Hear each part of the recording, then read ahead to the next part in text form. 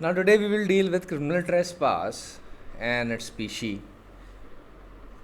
अब देखिए criminal trespass को एक चीज़ से समझिएगा कि जब भी कोई किसी की प्रॉपर्टी में चला जाए with an intent to commit an offence या with an intent to intimidate insult और अनॉय दैट पर्सन या लॉफुली उस प्रॉपर्टी में एंटर किया है और उसके बाद उस प्रॉपर्टी में रिमेन करता है with the intent to intimidate insult और अनॉय और with an intent to commit an offence, तब क्रिमिनल ट्रेसपास कहा जाता है। तो आपका मेहमान अगर मान लीजिए आपके घर में लॉफुली एंटर किया, लेकिन लॉफुली एंटर करने के बाद वो आपसे झगड़ा कर रहा है, आपको अनॉय कर रहा है और आपके बाहर जाने को कहने के बाद भी वो बाहर नहीं जाता, ही डजंट एविक्ट हिमसेल्फ, तो ऐसी सिचुएशन में that would amount to criminal trespass. अब देखिए ये सारे बेयर एक्ट के प्रोविजन हैं, इसमें कुछ कॉम्प्लेक्सिटी नहीं है, ये बात याद रखिएगा।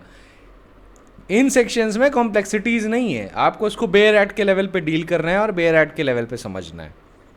ऑलराइट, तो इसमें मेन इंग्रेडिएंट क्या है? Entering upon property of another with an intent to commit an offence और with the intention to intimidate insult और annoy or having lawfully entered upon the property, unlawfully remains therein with the intent to intimidate, insult or annoy or to commit an offense. ये essence है criminal trespass का। Now we come to house trespass. अब house trespass criminal trespass की ही species है। ये कहती है whoever commits criminal trespass by entering into or remaining in any building, tent or vessel used as a human dwelling or as a place of worship or as a place of custody of property is said to commit house trespass. ठीक है, कि मतलब अगर human डेलिंग या किसी घर में आदमी चला जाए, क्रिमिनल ट्रेसपास कमिट करे, तो वो हाउस ट्रेसपास बन जाता है। ठीक है, अब एक्सप्लेनेशन एक चीज़ दी हुई है, introduction of any part of criminal trespasser's body is entering sufficient to constitute the house trespass. तो मतलब बॉडी का कोई भी पार्ट अगर घर के अंदर आ गया तो हाउस ट्रेसपास मान लिया जाएगा। अगर मान लीजिए वो बाहर है, पूरी बॉडी बाहर, उसका हाथ एंटर कर गया, that would be sufficient to constitute house trespass. अब आप एक चीज़ सोच रहे होंगे कि क्रिमिनल ट्रेसपास और हाउस ट्रेसपास में फिर अंतर क्या है? देखिए, क्रिमिनल ट्रेसपास जीनस है, हाउस ट्रेसपास उसकी स्पीशी है, और बाकी जो आगे भी चीज़ें आएंगी ना, वो भी उसकी स्पीशी ही हैं क्रिमिनल ट्रेसपास की। रूट में क्रिमिनल ट्रेसपास है। तो देखिए, क्रिमिनल ट्रेसपास की खास बात ये है कि वो ओपन लैंड पे भी कमिट हो सकता है। ठीक है, at the end of the day house trespass is also criminal trespass, लेकिन क्रिमिनल ट्रेसपास सिंप्लिसिटर ओपन लैंड में कमिट हो सकता है। अगर कोई भी ऐसी प्लेस है जो ह्यूमन ड्वेलिंग के लिए यूज़ नहीं हो रही है, as a place for custody of property के लिए यूज़ नहीं हो रही है, पर वो लैंड आपको बिलोंग करता है, वो लैंड आपकी पोजेशन में, अगर उसमें कोई चला जाए तो वो क्रिमिनल ट्रेसपास है। ठीक है, अब मान लीजिए आपका एक फार्म हाउस है, ठीक है, और आपका एक फार्म लैंड है। अब फार्म हाउस के अंदर अगर कोई एंटर करेगा तो वो हाउस ट्रेसपास कहलाएगा, क्योंकि वहाँ पे वो प्लेस है ह्यूमन ड्वेलिंग की। लेकिन जब कोई फार्म लैंड में एंटर करेगा जो आपके पोजेशन में है, तो वो क्रिमिनल ट्रेसपास होगा, बशर्ते वो इंटेंशंस रहें which are essential for the purpose of section 441। क्या है वो? With the entering with the intention to commit an offence और with the intention to intimidate, insult और अनॉय। सिमिलरली 443 क्या कहता है? Lurking house trespass. अब लर्किंग हाउस ट्रेसपास ये है कि जब कोई छुप छुपा के by taking precautions to conceal such house trespass, तो वो लर्किंग हाउस ट्रेसपास की कैटेगरी में आता है। कोई अगर आदमी छुप के या अपने आप को कंसील करके या अपनी प्रेजेंस छुपा के अगर घर में एंटर करता है, और वो अपनी प्रेजेंस किससे छुपा रहा है? अपनी प्रेजेंस उस पर्सन से छुपा रहा है, वो would have the right to exclude और reject the trespasser from such building, tent और वेसल, तो उसको कहते हैं लर्किंग हाउस ट्रेसपास। ठीक है, तो लर्किंग जहाँ पे भी आप शब्द देखें जो इस चैप्टर में आएगा, क्रिमिनल ट्रेसपास के चैप्टर में, वहाँ पे समझ जाइए जो लर्किंग है ना, यहाँ पे कंसीलमेंट का एलिमेंट है। कोई अपने आप को छुपा रहा है, कोई प्रिकॉशंस ले रहा है टू कंसील हिज प्रेजेंस। तो अब ये हाउस ट्रेसपास 442 में हो गया। 443 में क्या हो गया? Lurking house trespass. 444 में क्या है? Lurking house trespass by night. Sunset और सनसेट के बाद और सनराइज से पहले अगर कोई लर्किंग हाउस ट्रेसपास कमिट करता है तो उसको कहते हैं lurking house trespass by night. तो it is a very straightforward thing. सूरज ढलने के बाद कोई भी लर्किंग हाउस ट्रेसपास कमिट करता है, that would be called lurking house trespass by night. अब देखिए, आईपीसी में आपको क्वेश्चन एग्जाम में बेयर एक्ट लेवल से क्या आ सकता है, 441 का एक शॉर्ट नोट आ सकता है और 445 का एक शॉर्ट नोट आ सकता है। इस पे शॉर्ट नोट आते हैं, तो शॉर्ट नोट के लिए ये 2 सेक्शन को लेके तैयार रहिएगा। तो 445 में है हाउस ब्रेकिंग। अब हाउस ब्रेकिंग में है कि a person is set to commit house breaking who commits house trespass if he affects his entrance into the house or any part of it in 6 ways as hereinafter described, or if being in house or any part of it for the purpose of committing an offence or having committed an offence therein he quits the house trespass or any part of it in 6 ways, that is to say। अब देखिए 445 का पहला paragraph क्या कहता है, मैं आपको बता देता हूँ इससे पहले कि मैं 6 वो पढ़ूँ, 6 वेज जो डिस्क्राइब की गई हैं 445 में, उससे पहले मैं आपको ये बता देता हूँ कि 445 क्या कह रहा है। वो ये कह रहा है कि अगर कोई इन 6 तरीक़ों से घर के अंदर आता है या घर के किसी पार्ट में घुसता है या वो इन 6 तरीक़ों में से ऑफेंस करने के बाद घर के किसी पार्ट से भागता है इन 6 तरीक़ों से, then that would be called house breaking. तो पहला तरीका क्या है, if he enters or quit through a passage made by himself or by the abettor of the house trespass in order to committing of house trespass। तो इसका illustration क्या है, मान लीजिए किसी घर में जो सर्वेंट है वो अबेटर है हाउस ट्रेसपास का, वो सर्वेंट अपने दोस्त को कहता है रात को आ जाना, घर में मालिक और मालकिन सोए हुए होंगे और घर पे आके सामान लूट लेना। तो अगर उसने कोई रास्ता बना दिया है और जो हाउस ट्रेसपासर है जो हाउस ब्रेकिंग करना चाहता है वो उस रास्ते से आता है, then that would amount to house breaking. ठीक है, तो ये first condition, if he enters और quit through a passage made by himself, जो उसने खुद बनाया हो, या किसी abettor of the house trespass in order to committing house trespass. तो देखिए खुद बनाया होगा तो एग्जाम्पल देना ज़रूरी नहीं है क्योंकि आप लोग इतने समझदार हैं, आप खुद से समझते हैं, लेकिन अबेटर का मैंने एग्जाम्पल देना ज़रूरी समझा कि जस्ट इन केस कोई कन्फ्यूजन ना रहे। तो वो सर्वेंट और मकान मालकिन वाला जो अभी एग्जाम्पल दिया, इस कंटेक्स्ट में आप एक अबेटर टू हाउस ट्रेसपास मान लीजिए। तो अगर फर्स्ट कंडीशन में हाउस ट्रेसपास इस तरीके से कमिट होता है तो वो क्या कहलाएगा लॉ में, हाउस ब्रेकिंग कहलाएगा। सेकेंडली क्या है, secondly if he enters or quits through any passage not intended by the person other than himself or the abettor of an offence for human entrance or through any passage to which he has obtained access by scaling or climbing over any wall or building। तो मान लीजिए घर के बाहर pipes हैं और वो pipe को स्केल करके घर के अंदर एंटर करता है तो वो हाउस ब्रेकिंग में आ जाएगा। अगर मान लीजिए वो खिड़की के रास्ते से घर के अंदर घुस जाता है तो वह हाउस ब्रेकिंग में आएगा। ये सेकेंडली के इलस्ट्रेशंस हैं, ठीक है, क्योंकि दोनों ही सिचुएशन में क्या है, पहले तो वो खिड़की तक कैसे पहुंचेगा, by scaling the walls of the house, ठीक है, और उसके बाद वो ऐसे पैसेज से एंटर कर रहा है which is not meant to be used as a passage for entering the house other than the abettor of the crime of house trespass और द पर्सन हिमसेल्फ। तो अबेटर का एग्जाम्पल भी आप फिर इसी सिचुएशन में समझ लीजिए। अगर मान लीजिए नौकर अपने दोस्त को कहता है कि तुम शाम को खिड़की के रास्ते से आ जाना और मैं खिड़की खुली छोड़ दूंगा और दीवार पे चढ़ के खिड़की खोल के सीधे अंदर घुस जाना और लूट मचा देना, हाउस ब्रेकिंग कमिट हो गई अगर वो इस रास्ते से आता है, ठीक है। स्पीशी मत भूलिएगा पर इन ऑफेंसेस की, क्रिमिनल ट्रेसपास रूट में है, सॉरी ये जीनस होगा, जीनस मत भूलिएगा, क्रिमिनल ट्रेसपास रूट में है। और उसके बाद क्या आता है, अगर किसी ऐसी जगह में आपने क्रिमिनल ट्रेसपास कमिट किया है जो बिल्डिंग, टेंट और वेसल ह्यूमन डेलिंग के लिए यूज़ होती है तो हाउस ट्रेसपास हुआ, कंसीलमेंट को करके किया है तो वो लर्किंग हाउस ट्रेसपास हुआ, रात के वक्त किया है तो वह हाउस ट्रेसपास बाय नाइट हुआ। और अगर 445 में जो 6 तरीके दिए हैं उन तरीकों में से किसी एक में आप फॉल करते हैं तो क्या होगा, वो हाउस ब्रेकिंग होगा। तो क्वेश्चन आपको 441 और 445 पे एक शॉर्ट नोट आ सकता है, ठीक है, उसका ध्यान रखिएगा। और ध्यान रखिएगा सारे सेक्शन बेयर एक्ट लेवल के हैं। अब आईपीसी में जितना भी बचा है सब बेयर एक्ट लेवल का है, कुछ भी नुआंस्ड नहीं है, everything is bare act level. So thirdly पे आ जाते हैं। थर्डली इफ ही एंटर्स और quits through any passage which he और any abettor of the house trespass has opened in order to committing of house trespass by any means by which the passage was not intended by the occupier of the house to be opened.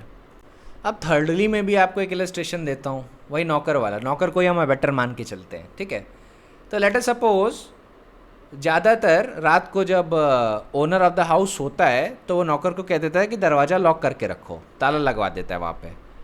अब नौकर ने तो अपने दोस्त को बताया कि रात को तुम्हें लूटने आना है, तो वो क्या करता है, उस दिन वो रात को ताला नहीं लगाता, वो ताला खोल देता है और अपने दोस्त को बताता है कि ऐसा ऐसा है, ताला खुला रहेगा, तुम उसको उस दरवाजे को खोल के आ जाओ। तो हाउस ब्रेकिंग हो गया, थर्ड क्लॉज में फॉल करेगा। ऑलराइट, तो ये अबेटर के पॉइंट ऑफ व्यू से एग्जाम्पल देना मैं ज़्यादा सही समझता हूँ, क्योंकि अगर वो खुद से ऐसा करता है तो वो समझना बहुत आसान है कि वो हाउस ब्रेकिंग में आ जाएगा। अगर वो मान लीजिए खुद ही से ताला तोड़ देता है या ताला वहाँ पे नहीं लगा या अपनी चाबी बना के ताला खोल के आ जाता है तो वो भी हाउस ब्रेकिंग में आ जाएगा। Fourthly, if he enters or quit by opening any lock in order to committing of the house trespass or in order to quitting of the house after a house trespass। तो fourthly वही वाली बात कर रहा है जो मैंने अभी जस्ट कही कि अगर वो खुद से चाबी बना के ताला तोड़ के अंदर घुस जाता है तो वो फोर्थ क्लॉज में फॉल करेगा। अब एक चीज़ का ध्यान रखिएगा, हाउस ब्रेकिंग का आंसर देने के लिए आपको ये नहीं देखना है मर्डर की तरह कौन से क्लॉज में फॉल कर रहा है, आपको बस ये देखना है कि क्या वो हाउस ब्रेकिंग के 6 पार्ट्स में से आ रहा है कहीं या नहीं। अब ये सारे क्लॉजेस एक दूसरे को एक्सक्लूड नहीं करते, ऐसा मत समझिएगा कि every clause is excluding the other, ऐसा नहीं है। आपको 6 क्लॉज देखने हैं उनकी रियल सेंस में, कि अगर इन 6 के जनरल पॉइंट में किसी व्यक्ति का केस फॉल करता है तो हाउस ब्रेकिंग की कैटेगरी में आ जाएगा। तो फोर्थ में आप समझ गए, इफ़ ही एंटर्स और quits by opening any lock in order to committing the house trespass. एक चीज़ को मैं एक बार फिर रीएम्फसाइज कर देता हूँ जिससे आपको याद रहे, entrance and quitting of the house दोनों हाउस ब्रेकिंग की कैटेगरी में आते हैं, ठीक है। ये आप हाउस ब्रेकिंग के ओपनिंग पैराग्राफ में भी पढ़ेंगे और जो 6th वे है उसमें भी हिंट मिलेगा इस बात का। तो हाउस ब्रेकिंग को हमेशा एंटर करने के पॉइंट ऑफ व्यू से ही मत देखिए, क्विट करने के भी पॉइंट ऑफ व्यू से देखना है। अगर आपने एंटरिंग और क्विट का पॉइंट ध्यान में रखा है तो आपका आंसर हमेशा फुल होगा, कंप्लीट होगा और आपको हाईएस्ट रिवॉर्ड मिलेगा उसमें।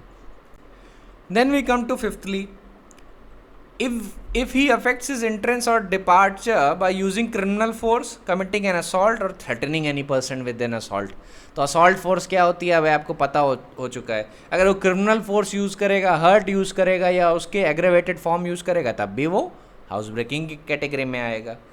Then we come to sixthly, if he enters or quits by any passage which he knows to have been fastened against such entrance or departure and to have been unfastened by himself or by the abettor of the house trespass। Now let us suppose दरवाजे में कुंडी लगी हुई है और जो व्यक्ति enter कर रहा है हाउस ब्रेकिंग के पर्पज़ के लिए वो कुंडी खोल लेता है, आगे इसकी कैटेगरी में। या let us suppose abettor of house trespass है, वो अपने दोस्त को बताता है कि शाम को आ जाना, जब क्या कहते हैं मालिक सो रहा होगा तो मैं दरवाजे की कुंडी खोल दूंगा, तो मुझे बस इन्फॉर्म कर देना कि तुम घर के पास आ गए हो तो मैं दरवाजे की कुंडी खोल दूंगा, फिर एंटर करना और घर को लूट लेना। तो ये better of the house trespass की कैटेगरी में आ गया, ठीक है। तो ये क्या हो गया, ये भी हाउस ब्रेकिंग की कैटेगरी में।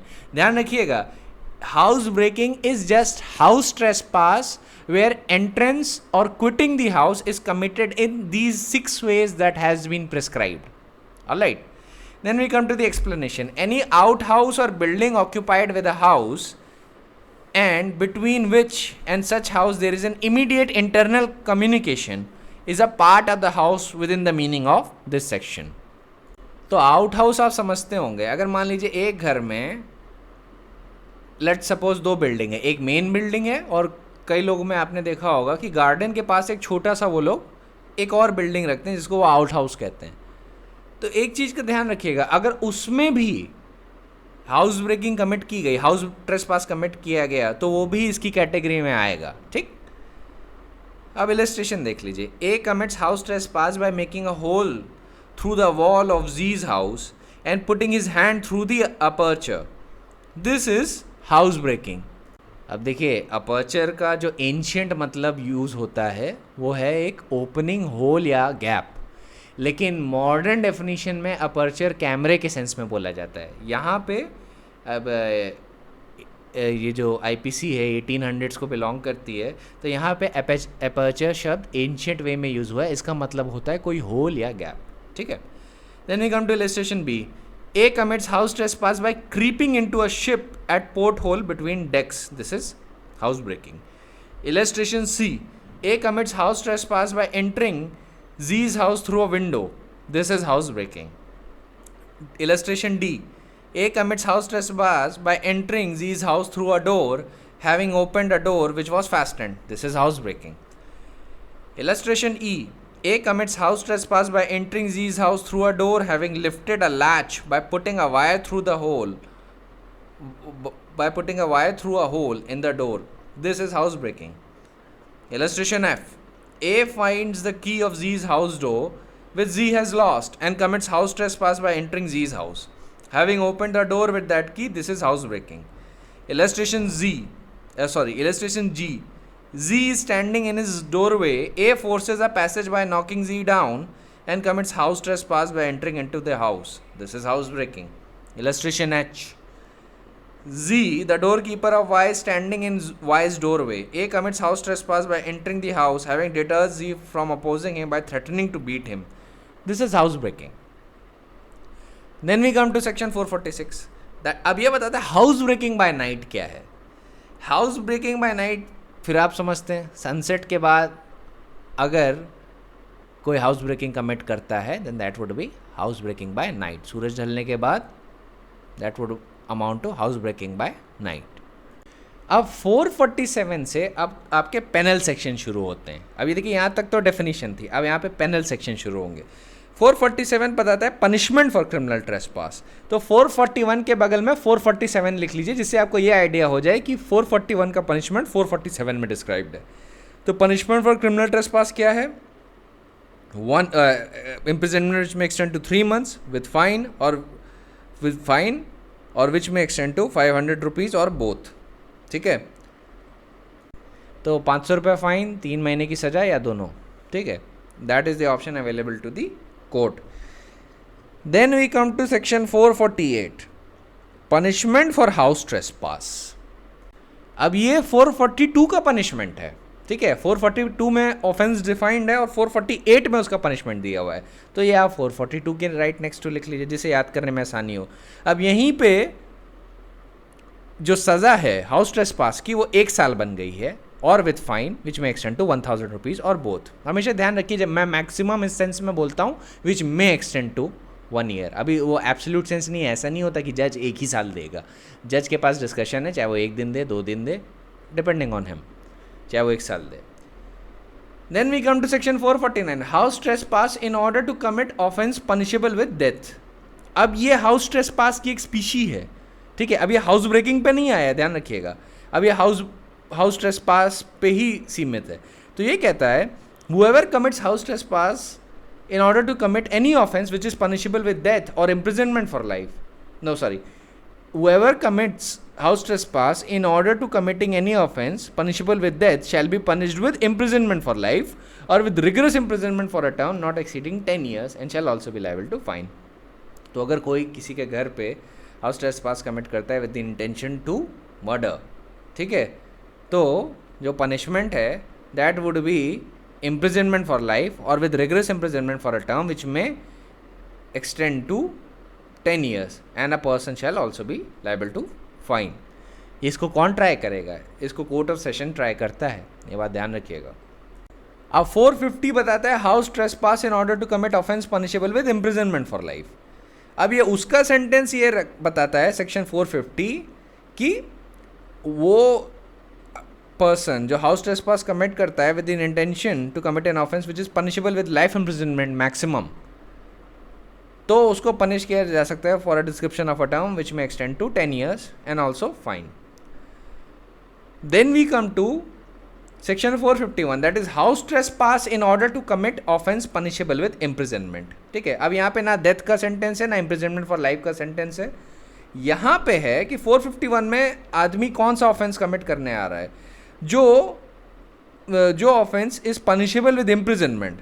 ठीक है, तो ऐसे चीज़ के लिए डिस्क्राइब्ड है सेक्शन 451 में that he shall be punish with an imprisonment for a description of a term which में extend to 2 years and shall also be liable to fine.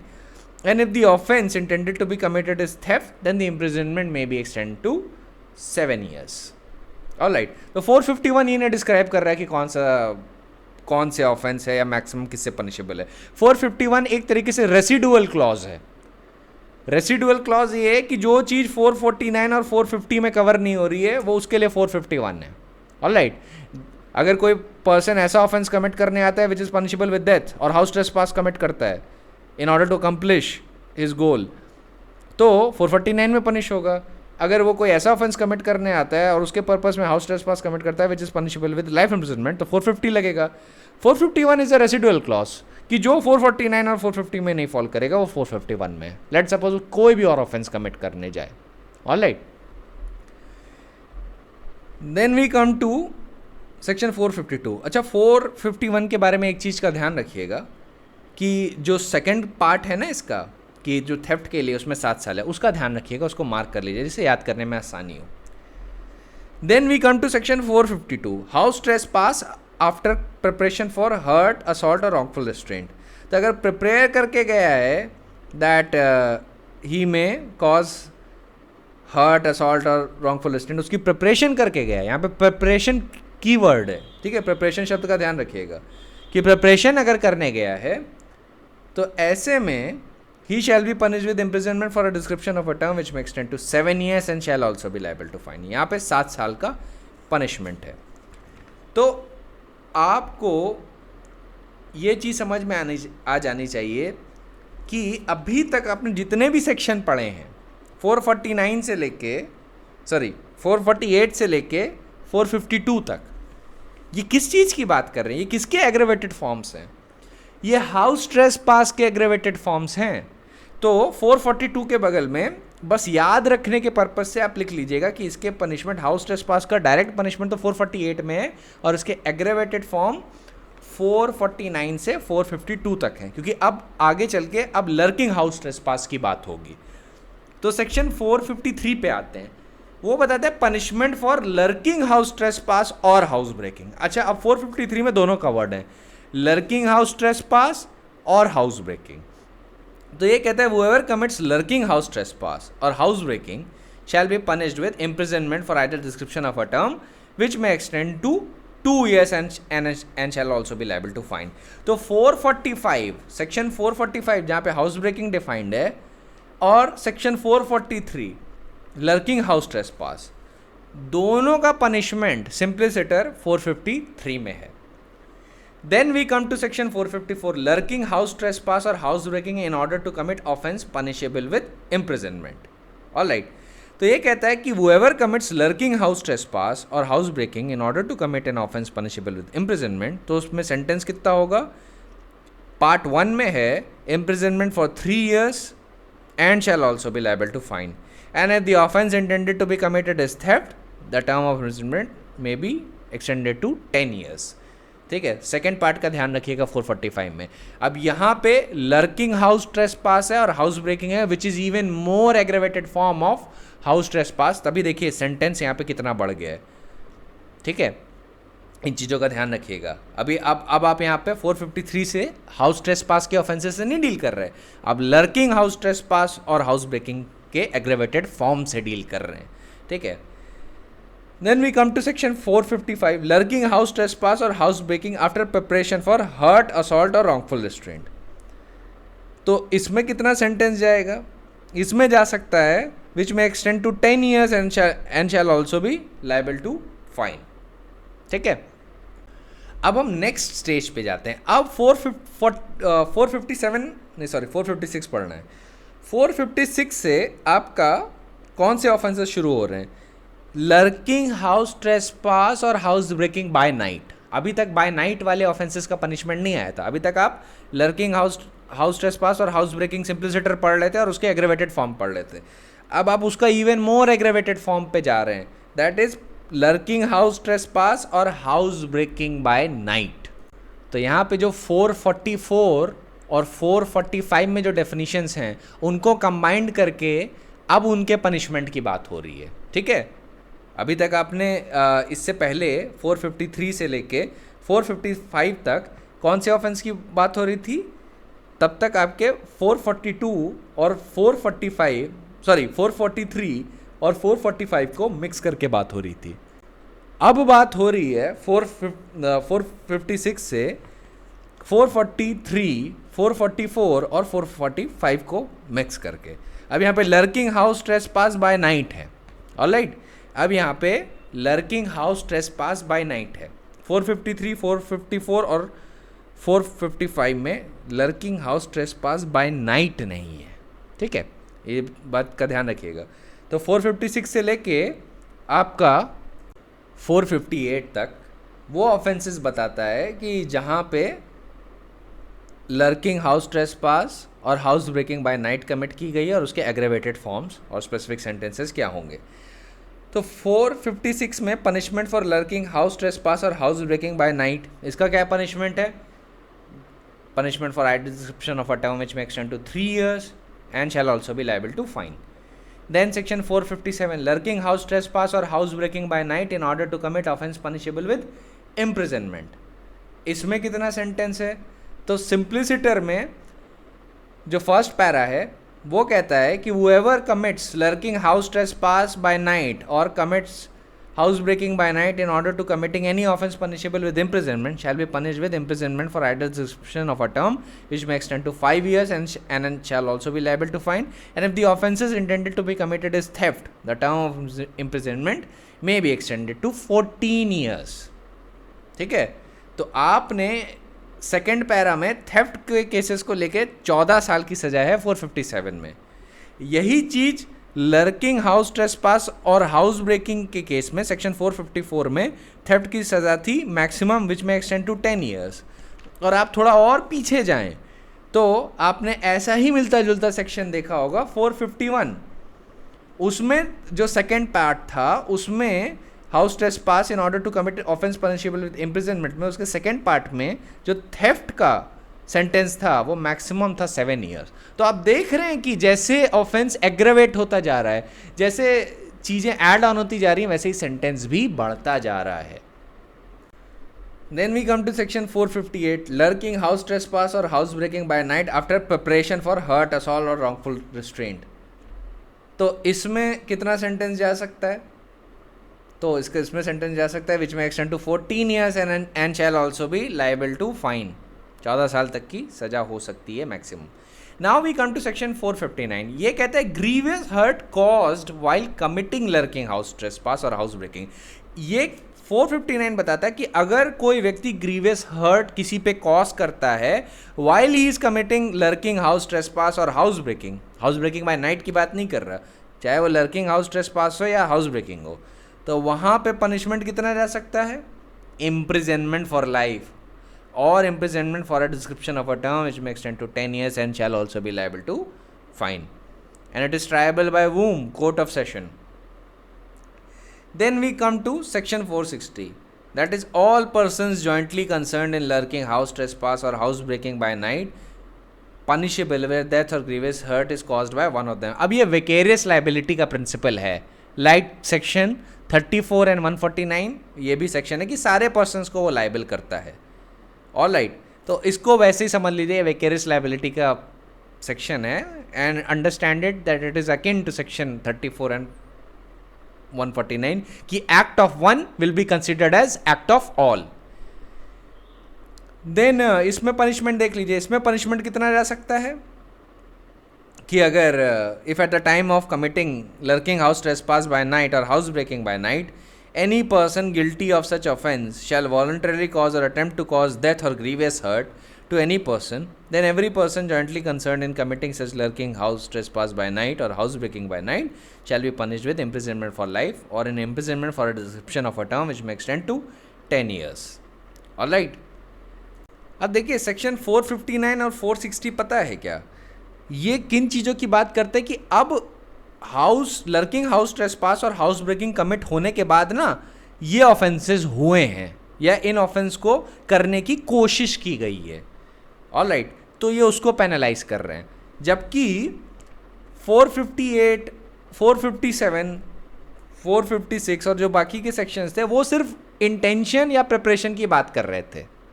Alright, अब जैसे आपका सेक्शन 458 है वो प्रिपरेशन की बात कर रहा है कि आपने प्रिपरेशन बना ली है फॉर कॉजिंग हर्ट, असॉल्ट और रॉन्गफुल रिस्ट्रेंट। ये नहीं बोल रहा है कि आपने एक्चुअली वो किया है। 458 वो बात कर रहा है, और जो 457 है वो बता रहा है कि अगर आपने हाउस ट्रेसपास या हाउस ब्रेकिंग किया है in order to commit an offence punishable with imprisonment, ये नहीं कह रहा कि आपने कमिट कर लिया, आप वो कह रहा है कि आपने हाउस ब्रेकिंग या हाउस ट्रेसपास किया है इसलिए because you want to commit an offence, then in that situation आपको पनिश किया जाएगा। और वैसे ही आप जितने भी आपने पुराने सेक्शन अभी इसको लेके पढ़े वो भी ऐसे ही ट्रीट कर रहे हैं।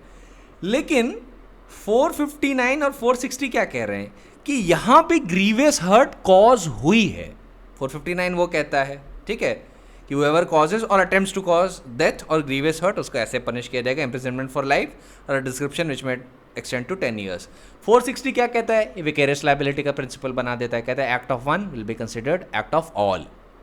सो now we come to section 461, dishonestly breaking open receptacle containing property। ये कहता है whoever dishonestly with intent to commit mischief breaks open or unfastens any closed receptacle which contains or which he believes to contain property shall be punished with imprisonment for a description of a term which may extend to 2 years or with fine or with both। अब section 462 कहता है कि punishment for the same offence when committed by person interested with custody. मतलब ये कह रहा है कि 461 में जो ऑफेंस है ये अगर वो आदमी कमिट करता है जिसको वो रिसेप्टिकल दिया गया है फॉर सेफ कस्टडी तो उसका पनिशमेंट 462 में है। तो उसमें कितना सेंटेंस जा सकता है, it may extend to 3 years और विथ फाइन और विथ बोथ। तो ये था आपका क्रिमिनल ट्रेसपास को लेके चीज़ें।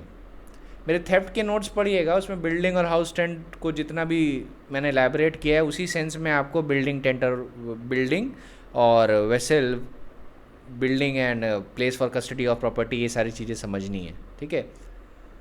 Now we come to forgery. अच्छा, फॉर्जरी में बड़ी इंटरेस्टिंग चीज़ है एक, कि forgery is entirely dependent on making a false document. तो फॉर्जरी से ज़्यादा जो बड़ी डेफिनेशन होती है वो मेकिंग अ फॉल्स डॉक्यूमेंट की होती है। तो पहले फॉर्जरी पढ़ लेते हैं 463 में।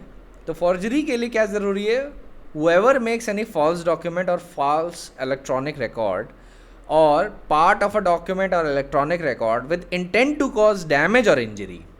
इंजरी को आपको पता है, डैमेज मतलब कोई फिजिकल हार्म, फिजिकल या अलग तरीके का हार्म, टू द पब्लिक और एनी पर्सन। तो पब्लिक को भी या किसी प्राइवेट पर्सन को भी वो उसकी कैटेगरी में आता है। और टू सपोर्ट एनी क्लेम और टाइटल और to cause any person to part with the property और टू एंटर इनटू एक्सप्रेस और इम्प्लाइड कॉन्ट्रैक्ट और with the intent to commit fraud और that the fraud may be committed is set to commit forgery. तो क्या इसमें essential element है, ध्यान रखिए कि सारी चीज़ें बेयर एक्ट लेवल की हैं। इसमें इंग्रेडिएंट क्या है, मेकिंग अ फॉल्स डॉक्यूमेंट और फॉल्स इलेक्ट्रॉनिक रिकॉर्ड। इंटेंशन कौन सा रेलेवेंट है, मेंस रिया कौन सी रेलेवेंट है, with the intent to cause damage और injury to whom, to public और a private person, for what causes, to support any claim और टाइटल, और to cause a person to part with the property, और to make a person enter into a contract express or implied or with the intent to commit fraud or that the fraud may be committed। These are the essential things। तो ये तो forgery की बात है। अब हम आते हैं इसके क्रक्स पे कि फॉल्स डॉक्यूमेंट तो बता दिया 463 ने, ये फॉल्स डॉक्यूमेंट ज़रूरी। तो फॉल्स डॉक्यूमेंट होता क्या है, ये 464 बताती है कि making a false document. How do you make a false document? It says that a person is said to make a false document or a false electronic record first would dishonestly or fraudulently। अब आपको इसकी definition आनी चाहिए, cheating में मैंने बहुत अच्छे से एलैबोरेट किया है, तो उसी कंटेक्स्ट में आपको ये टर्म समझने हैं, डिसऑनेस्टली और फ्रॉडुलेंटली, ठीक है। So and for the purpose of saving time I am not reiterating the definitions again, ठीक है। सो a person is said to make a false document or false electronic record first would dishonestly or fraudulently a makes, signs, seals or executes a document or part of a document, b makes or transmits any electronic record or part of the electronic record. C, affixes any electronic record on any, affixes any electronic signature on any electronic record. And D, makes any mark denoting the execution of a document or authenticity of the electronic signature with the intention of causing it to be believed. ये mark कर लीजिएगा, with the intention of causing it to be believed that such document or part of the document or electronic record or electronic signature was made, signed, sealed, executed or transmitted or affixed by the person or authority by whom or by whose authority he knows that it was not made, signed, sealed, executed or affixed. तो ये आपको बार बार exam में reiterate करने की ज़रूरत नहीं है. आप सिंपली कह सकते हैं कि अगर कोई भी फर्स्ट क्लॉज में डिसऑनेस्टली और फ्रॉडुलेंटली मेक, साइन, सील्स और affixes his marks or executes a document or part of a document or electronic record, तो उसकी कैटेगरी में आता है. आपको जैसा कि बेयर एक्ट में लिखा है एज इट इज़ रिप्रोड्यूस करने की ज़रूरत नहीं होती, बस आपको एसेंस दिखाना है, सर्टेन कीवर्ड्स यूज़ करने होते हैं.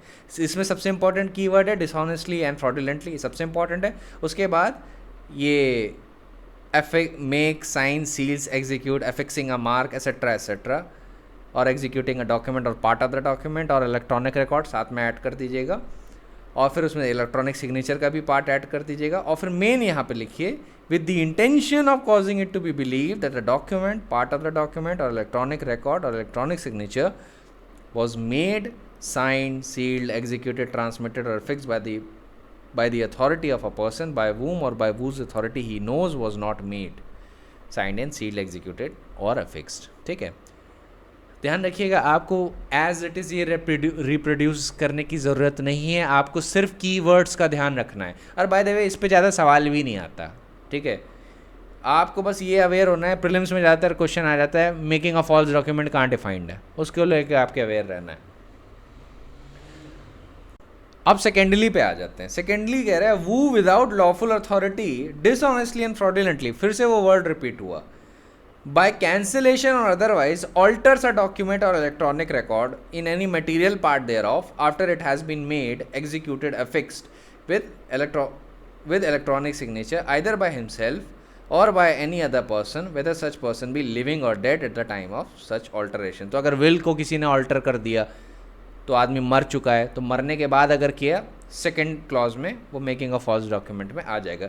ध्यान रखिएगा इसमें without lawful authority, dishonestly or fraudulently cancels or otherwise alters a document and its material part, ये essential keywords हैं सेकेंडली में. ठीक है, इसका ध्यान रखिएगा बस. अब आप इसको अंडरलाइन कर सकते हैं, हाईलाइट कर सकते हैं, वो आपके ऊपर है. ध्यान रखिएगा सेक्शन की लेंथ को देख के डरिएगा मत उससे. ठीक है, ये सेक्शंस हैं बड़े सिंपल और स्ट्रेट फॉरवर्ड. एक रूल ध्यान रखिए, सेक्शंस जितने बड़े होते हैं ज़्यादातर और एक्ट जितनी मोटी होती है उतनी ही सिंपल होती है. ये नॉर्म नहीं है, मतलब सॉरी, ये जनरली रूल यही है, पर कभी कभी इसके कुछ एक्सेप्शन होते हैं. जैसे सीआरपीसी बहुत बड़ी है, एग्जॉस्टिव है, लेकिन कॉम्प्लेक्सिटी और डेप्थ उसमें बहुत ज़्यादा है. But comparatively CPC is simpler, ये भी मैं आपको बता दूँ.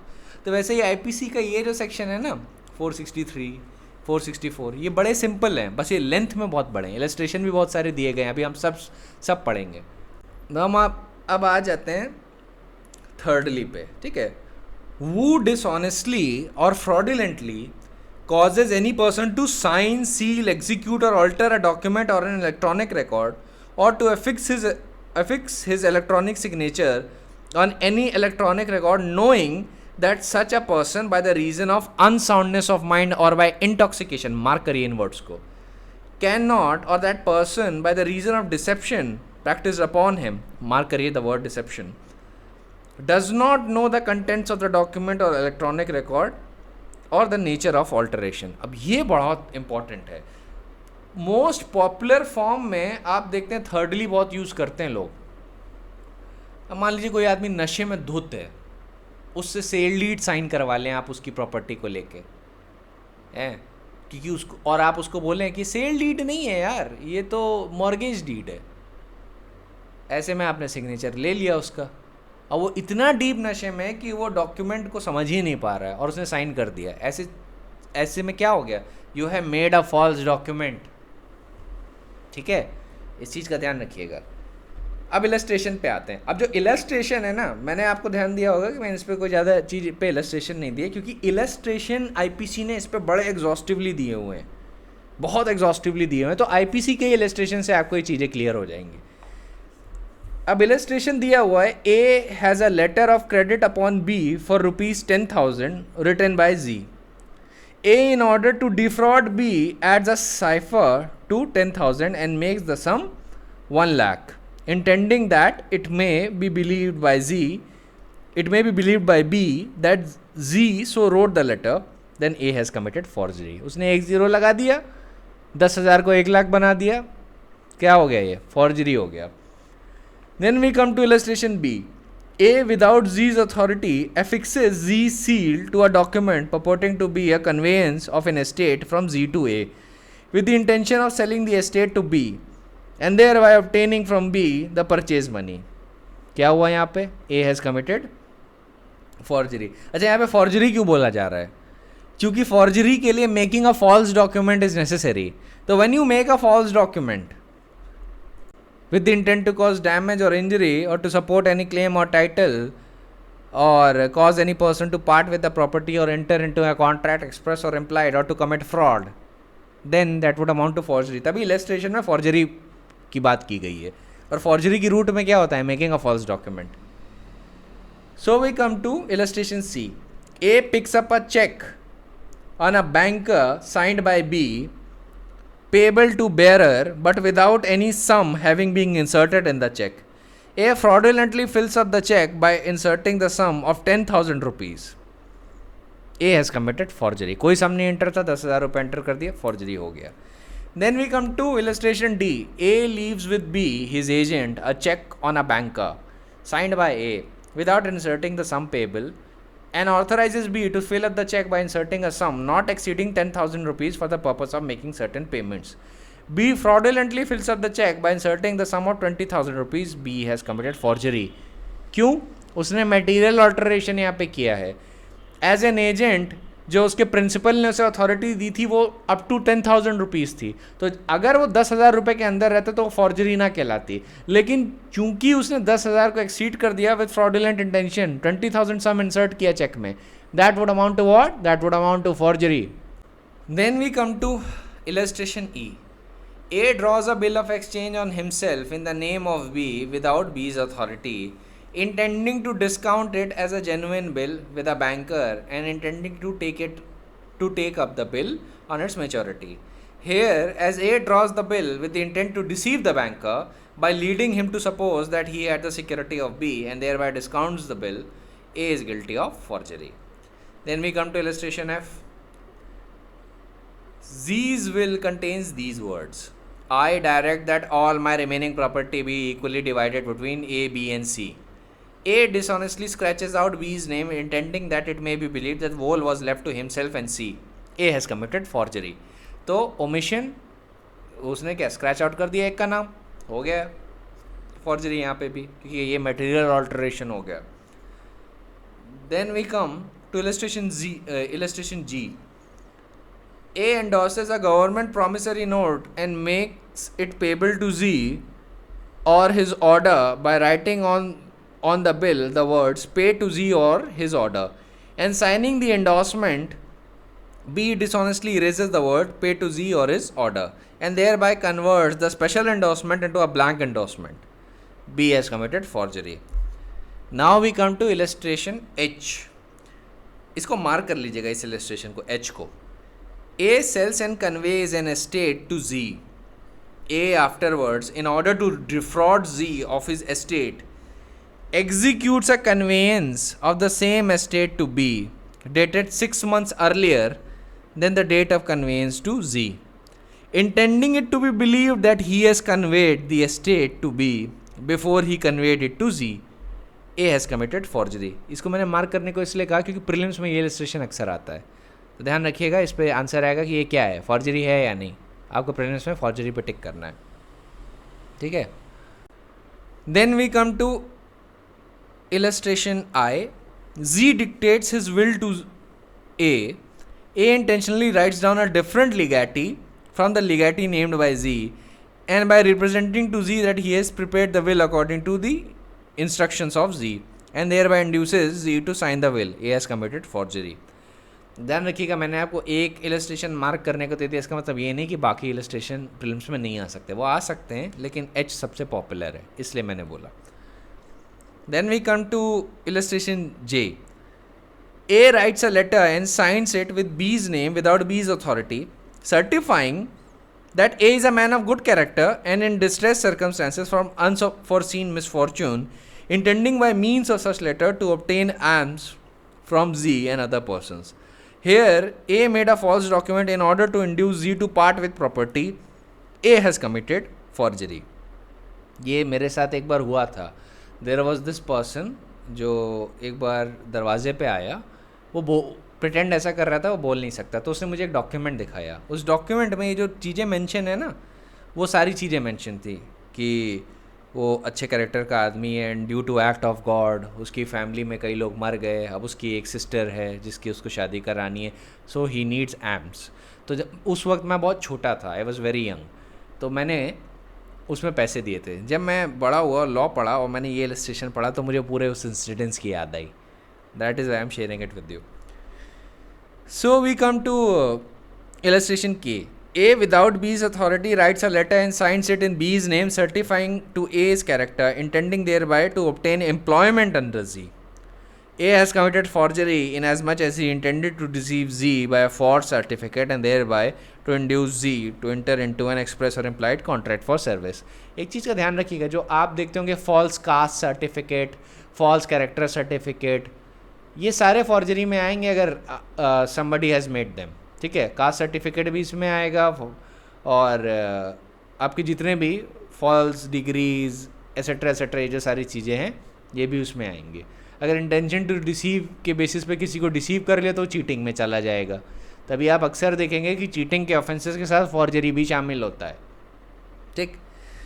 Then we come to explanation 1. It says a man's signature of his own name may amount to forgery. Illustration. अब इसमें illustration में ही आपको पता चल जाएगा कैसे. और explanation 1 याद रखिएगा. Man's signature of his own name may amount to forgery. A signs his own name to a bill of exchange, intending that it may be believed that bill was drawn by another person of the same name. A has committed forgery. ठीक है. Let us suppose मैं अपना नाम use करूं with the intention कि सामने वाले को लगे कि I am a big shot person of the same name, और मैं अपना नाम वैसे ही यूज़ कर रहा हूँ कि मैं दूसरे के बिहाफ पे कर रहा हूँ. Thereby I am deceiving that person, dishonestly और फ्रॉडुलेंटली इंटेंशन सेटिस्फाई हो जाएगा. तो मेरा अपना सिग्नेचर भी इन सर्टेन टाइम्स में अमाउंट टू फॉर्जरी. अब illustration B. A writes the word accepted on a piece of paper and signs it with Z's name in order that B may afterwards write on the paper a bill of exchange drawn by B upon Z and negotiate the bill though it has been accepted by Z. A is guilty of forgery and if B, knowing the fact, draws the bill upon the paper pursuant to A's intention, then B is also guilty of forgery. B क्यों liable हो गए? B भी participate कर रहे हैं उसमें, तो B is also liable for forgery. Then we come to illustration C. A picks up a bill of exchange payable to the order of a different person of the same name. A endorses the bill in his own name, intending it to cause it to be believed that it was endorsed by the person whose order it was payable. And here A has committed forgery. Illustration D mark कर लीजिएगा explanation 1 का, ये भी important है, ये आता है. A purchases an estate sold under execution of a decree against B. B after the seizure of the estate, in collusion with Z, executes a lease of the estate at a nominal rent and for a long period and dates the lease 6 months prior to the seizure with the intent to defraud A and to cause it to be believed that the lease was granted before the seizure. तो यहाँ पे भी क्या है? यहाँ पे भी forgery है. यहाँ पे फॉर्जरी कैसे कमिट हुई है? यहाँ पे forgery has been committed by anti dating the document of lease. यही लास्ट पार्ट कहते हैं इलस्ट्रेशन का. B though he executes the lease in his own name commits forgery by antedating it.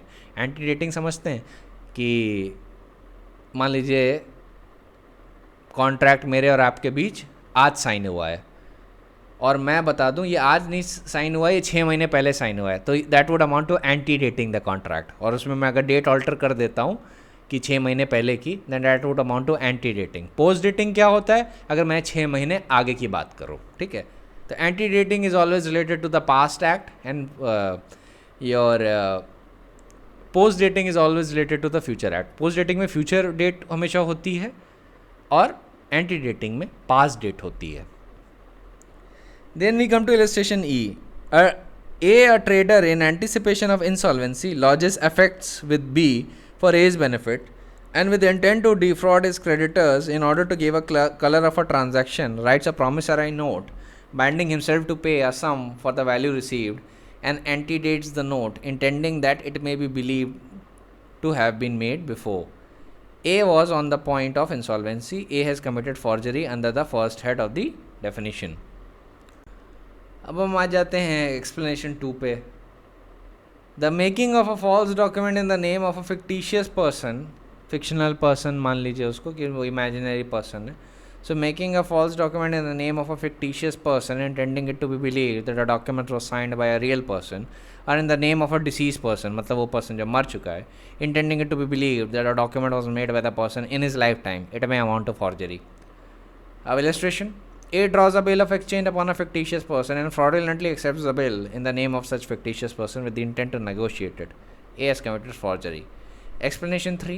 For the purpose of this section, the expression affixing electronic signature shall have the same meaning assigned to it under Clause D of subsection 1 of Section 2 of Information Technology Act 2000. अब एक चीज़ का ध्यान रखिएगा, ये bear act level पे और mostly illustration के point of view से आपको पूछा जाएगा प्रीलिम्स में, ये बात याद रखिएगा, ठीक है। एग्ज़ाम में आपको इसको लेके शॉर्ट नोट आ सकता है, जहाँ पे आपको बस एक बेसिक एसेंस से क्लियर रहना है, उस पर आपको बड़ा हाई फाई नहीं लिखना होता, एक बेसिक एसेंस से क्लियर रहिए और उसी को आंसर कर दीजिए। If you are able to do that, you will be rewarded handsomely for that in exam. अब हम आते हैं punishment for forgery. Punishment for forgery क्या है?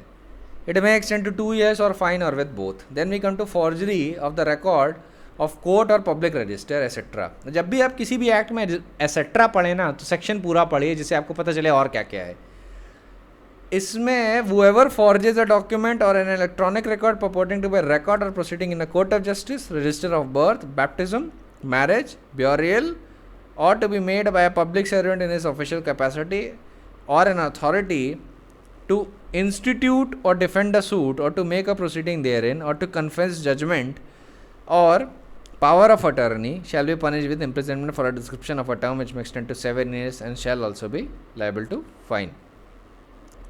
Then we come to section 467. अब ये forgery of a valuable security or will। तो अगर कोई भी ऐसे डॉक्यूमेंट को लेके फॉर्जरी कमिट करता है विच purports to be a valuable security or a will or an authority to adopt a son or which purports to give authority to any person to make or transfer any valuable security or to receive principal interest or dividends thereon or to receive or deliver any money, movable property or available security or any document purporting to be an acquittance or receipt acknowledging the payment of money or an acquittance or receipt of a delivery of any movable property or available security shall be punished with imprisonment for life or with a term which may extend to 10 years and shall also be liable to fine। तो ध्यान रखिएगा, इससे आपको सवाल नहीं आएगा, ज़्यादातर आपको मैक्सिमम प्रीलिम्स में क्वेश्चन आ जाएगा कि फॉर्जरी ऑफ अवेलेबल सिक्योरिटी या विल किधर है। सेक्शन नंबर याद रखिएगा उसके लिए, ठीक है। इस चैप्टर से आपको सवाल नहीं पूछे जाते जनरली, मैं इसलिए कवर कर रहा हूँ क्योंकि I thought why not give you a bonus lecture. Then we come to section 468, forgery for the purpose of cheating. अब कोई भी फॉर्जरी अगर कमिट करता है with the intention that the document और electronic record for shall be used for the purpose of cheating, तो punishment कितना है? 7 years and shall also be liable to fine. Then a forgery for the purpose of harming reputation, तो उसके लिए क्या होगा punishment? 3 years and shall also be liable to fine. अब ये जो जितने भी सेक्शन है ना, आपको ऊपर ही ऊपर इस पर अवेयर रहना है। आपको हम मोस्टली 471 तक कवर करते हैं, 472 तक कवर करते हैं। Rest you will get an idea by your self कि ये क्या चल रहा है। Then we come to section 470 that says a forged document or electronic record. A false document or electronic record made wholly in part by forgery is designated as forged document. अब ये definition important है. अब ये आपसे interview में पूछा जा सकता है कि फॉर्जरी और फॉर्ज डॉक्यूमेंट में अंतर क्या है. ठीक है, तो देखिए ज़्यादातर लोग मेकिंग अ फॉल्स डॉक्यूमेंट बता लेते हैं, फॉर्जरी बता लेते हैं कि फॉर्जरी तो 463 में है और मेकिंग अ फॉल्स डॉक्यूमेंट 464 में है. लेकिन लोगों को दिक्कत तब आती है जब जजेस पूछ लेते हैं फॉल्स डॉक्यूमेंट और इलेक्ट्रॉनिक रिकॉर्ड कहाँ डिफाइंड है, तो उसका आंसर है 470. ये मार्क कर लीजिए और ये याद कर लीजिएगा. 470 कहता है कि अ फॉल्स डॉक्यूमेंट और इलेक्ट्रॉनिक रिकॉर्ड में wholly in part by forgery is designated as a false document और इलेक्ट्रॉनिक रिकॉर्ड. ये इंटरव्यू में सवाल पूछा जा सकता है आपसे, और इनफैक्ट पूछा ही जाएगा अगर आप उस लेवल पे आंसर करते होने. और ये ध्यान रखिएगा, अगर उन्होंने आपसे ये देख लिया कि आप इस लेवल पे आंसर कर रहे हो, ध्यान रखिएगा फिर आपका सिलेक्शन बहुत गारंटीड है. अब इसी तरीके से फॉर्जरी को लेके और बाकी चीज़ों को लेके आईपीसी के बाकी सेक्शन है. ठीक है, वो आप खुद से भी पढ़ सकते हैं. अब देखिए इनसे सवाल आना नहीं है आपको लेके. ठीक है, आप 470 तक मैक्सिमम पढ़िए, दैट इज़ इनफ. और ये उस सिचुएशन को भी कवर कर लेगा जो हो सकता है इक्का दुक्का एग्ज़ाम में कोई एग्जामिनर सोचे कि मैं ऑफ चांस में पूछ लेता हूँ, तो वो भी कवर कर लेगा. लेकिन जब आप सब कवर कर लेना तो मैं आपको हमेशा कहूँगा आईपीसी पूरा पढ़िए. ठीक है, अब देखिए आईपीसी में जितने भी नुआंस कॉम्प्लेक्स टॉपिक थे वो मैंने कवर करवा दिए, लेकिन मैं फिर भी आपसे कहूँगा जब आप वो मास्टर कर लें तो ऐसा मत सोचिएगा कि आईपीसी अब आप आईपीसी में कुछ नहीं पढ़ना. आईपीसी तब भी पूरा पढ़िएगा एक बार. ठीक है, मैं उसको लेके और जब मैं देख लूँगा कि आपने आईपीसी के सारे एरिया मास्टर कर लिए जो एग्ज़ाम में आते हैं और जो प्रैक्टिस में पॉपुलरली यूज़ होते हैं, तो फिर मैं आपसे उन एरियाज़ पे सवाल करना शुरू करूँगा जो पॉपुलरली लोग नहीं जानते हैं. ठीक है, फिर उन पे आपसे सवाल किया करूँगा, पर ये प्राइमरीली आपका काम है. अब मैं आता हूँ सीधे सेक्शन 503 पे, क्रिमिनल इंटिमिडेशन पे. ये कहता है whoever threatens another with injury to his person, reputation or property, or to person reputation of anyone in whom that person is interested with the intent to cause alarm, alarm शब्द को mark करिएगा, to that person or to cause that person to do an act which he is not legally bound to do, or to omit an act which he is legally entitled to do as a means of avoiding the execution of such threat, commits criminal intimidation. Explanation: a threat to injure the reputation of any deceased person in whom the person is threatened is interested is within this section. Illustration: A, for the purpose of inducing B to desist from prosecuting a civil suit, threatens to burn B's house. A is guilty of criminal intimidation. तो अब आपको इसमें एक चीज़ का ध्यान रखना है, इसको पॉपुलरली धमकी देना कहते हैं. ठीक है, लेकिन अगर आप लॉ फील्ड को बिलोंग करते हैं तो you will call it criminal intimidation. ठीक है, तो अब आपको इसमें एक चीज़ समझनी है कि क्रिमिनल इंटिमिडेशन और एक्सटॉर्शन में क्या अंतर है, क्योंकि बहुत मिलते जुलते हैं पर हैं बहुत अलग. देखिए, एक्सटॉर्शन में जो इमीडिएट पर्पस होता है, इट इज़ ऑब्टेनिंग मनी और money is worth, that is invaluable security. In criminal intimidation, the immediate purpose is to induce the person threatened to do or abstain from doing something which he is not legally bound to do or omit. ये main purpose होता है, यहीं पे दोनों differ करते हैं. Extortion में money या वैल्यूएबल सिक्योरिटी लेने का इंटेंशन होता है. क्रिमिनल इंटिमिडेशन में इमीडिएट इंटेंशन होता है to induce a person either to do which he is not legally bound to do और to omit to do something which he is legally entitled to do. ये primary difference है दोनों के बीच.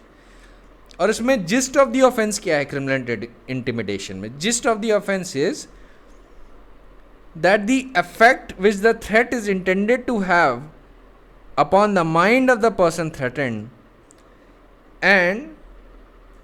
and before the intimidation is made to him, it is very essential that his state of mind is not alarmed.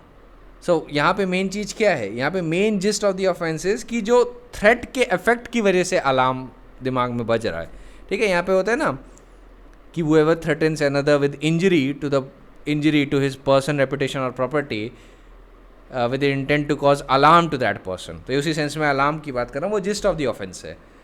तो इसका ये मतलब है कि पहली बात जो स्टेटमेंट दिया गया है, that is the gist of the offence. The statement जो दिया गया है उसके पीछे इंटेंशन ही ये है कि it should cause alarm to that person, that is the main intention. ठीक है, और पर्पस क्या होता है? Purpose is to make him do something which he is not legally entitled to do, or make him omit something which he is legally bound to do। ये purpose होता है।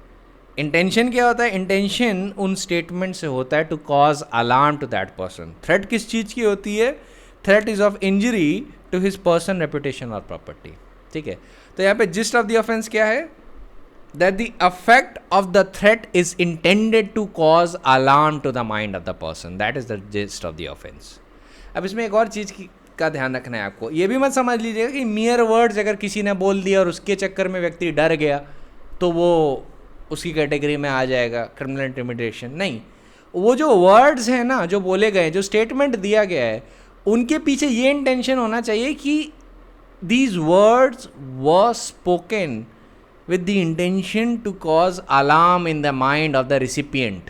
ठीक है, अगर मान लीजिए कोई किसी को क्रिमिनल इंटिमिडेशन करे कि मैं तुम्हारे ऊपर झूठे केस दायर कर करके तुम लोग की ज़िंदगी ख़राब कर दूंगा, या अगर तुमने केस वापस नहीं लिया तो मैं तुम्हारी वाइफ को अगवा कर लूँगा, तो ये सारी चीज़ें क्या हैं? ये क्रिमिनल इंटिमिडेशन है। Alright, this is criminal intimidation. लेकिन मान लीजिए अगर आदमी बोले कि तुमने जो मेरे साथ किया है ना, मैं कोर्ट में केस करूँगा तुम्हारे खिलाफ, तो ये क्रिमिनल इंटिमिडेशन नहीं है, क्योंकि पहली बात उसका कोर्ट में केस करना इज़ नॉट एन एविडेंस कि वो फॉल्स केस कर रहा है, फर्स्ट।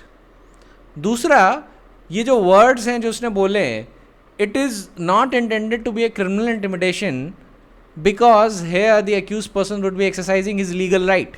ठीक है, तो केस करने की थ्रेट देना is not criminal intimidation, false case करने की थ्रेट देना इज क्रिमिनल इंटिमिडेशन। ये याद रखिएगा, ये दोनों में डिफरेंस याद रखिएगा। अपने लॉफुल राइट के लिए केस करने की बात करना is not a criminal intimidation, but ये कहना कि मैं फॉल्स केस लॉन्च कर दूंगा या फॉल्स एफआईआर तुम्हारे खिलाफ करवा दूंगा, that would amount to criminal intimidation. Now we come to section 504। अब 503 में आप एग्जाम्पल सोच सकते हैं। 503 का जो पनिशमेंट है वो 506 और 507 में अभी उस पर आएंगे, अभी 504 पढ़ लेते हैं। ये कहता है whoever intentionally insults and thereby gives provocation to any person intending or knowing it to be likely that such provocation will cause him to break the public peace or to commit any other offence shall be punished with an imprisonment for either the description of a term which may extend to 2 years or with fine or with both। अब इसके essential ingredients क्या हैं? Intentionally insulting a person and thereby giving a provocation, जानबूझ के insult करना और फिर उसे प्रोवोक करना। दूसरा, the person insulting must intend और know it to be likely that such provocation will cause him to break the public peace और to commit any other offence. ये इंटेंशन होना चाहिए कि जो इंसल्ट कर रहा है उसका ये इंटेंशन है, या उसे पता है कि जब वो ऐसा प्रोवोकेशन देगा तो पब्लिक पीस भंग हो जाएगी और व्यक्ति कोई और ऑफेंस कर सकता है। ठीक है, now this section provides a remedy for using abusive and insulting language. Abusive language which may lead to a breach of public peace is not an offense. There must be an intentional insult, or an insult must be offered by words or conduct, and it should be coupled with the intention that such insult will cause the opposite person to break the public peace or to commit any other offense। तो देखिए, ये abusive और insulting language को लेके एक remedy है। अगर वो अब्यूसिव और इंसल्टिंग लैंग्वेज इस इंटेंशन से कमिट की गई है कि हम जब दूसरे को अब्यूज़ करेंगे, उसको प्रोवोक करेंगे, तो that will cause the public peace to be disrupted. लेकिन ऐसा नहीं है कि अगर दो लोगों में झगड़ा हो रहा है और वहाँ पे ऐसी नॉलेज या इंटेंशन एब्सेंट है कि ऐसा provocation will cause to break the public peace और to commit any other offence, वो वाला इंटेंशन गायब है, तो इन दैट केस 504 नहीं लग पाएगा, सक्सेस नहीं हो पाएगा। देखिए, चार्ज लग सकता है पर चार्ज सक्सीड नहीं करेगा कोर्ट में। 505 तो हमने 153A के कंटेक्स्ट में कर लिया था, तो 505 को हमें पढ़ने की ज़रूरत नहीं है after 504। Now we come to section 506। अब ये पनिशमेंट है क्रिमिनल इंटिमिडेशन का। यहाँ पे सिंपलिसिटी क्रिमिनल इंटिमिडेशन का पनिशमेंट है 2 साल या फाइन या बोथ। लेकिन अगर थ्रेट दी गई है टू कॉज डेथ और ग्रीवियस हर्ट और to cause an offence punishable with death और imprisonment for life or destruction of property by fire or with the offense punishable with imprisonment or with the offense punishable with death or imprisonment for life or with the imprisonment for a term which may extend to 7 years or to impute unchastity to a woman, then the punishment shall be for a term which may extend to 7 years। तो जो second clause है ना, इसमें कितनी तरीके की चीज़ें हैं। First is threat to cause death और ग्रीवियस हर्ट, ये पहला। दूसरा destruction of property by fire. तीसरा to cause an offence punishable with death, imprisonment for life और with imprisonment for a term which में एक्सटेंड टू 7 years, ठीक। और lastly to impute unchastity to a woman, तो punishment कितना हो जाता है उस क्रिमिनल इंटिमिडेशन का? 7 साल। तो सेकेंड पार्ट में 4 चीज़ों का ध्यान रखिएगा। और देखिए, ये जितनी भी चीज़ें इस लेक्चर में आप सुन रहे हैं, ये सारी बेयर एक्ट लेवल की हैं। इसमें कुछ कॉम्प्लेक्सिटी नहीं है, आपको बेयर एक्ट लेवल पे याद रखना है। एक क्रिमिनल इंटिमिडेशन में आप चाहें तो एक पॉइंट लिख सकते हैं कंसेप्चुअल, वो ये है कि intention of the accused must be to cause alarm to the victim and whether the victim is alarmed or not is of no consequence. All that it requires that the intention of the accused must cause alarm to the victim. However, mere expression of any words without an intention to cause alarm would not be sufficient to bring an offence under section 506.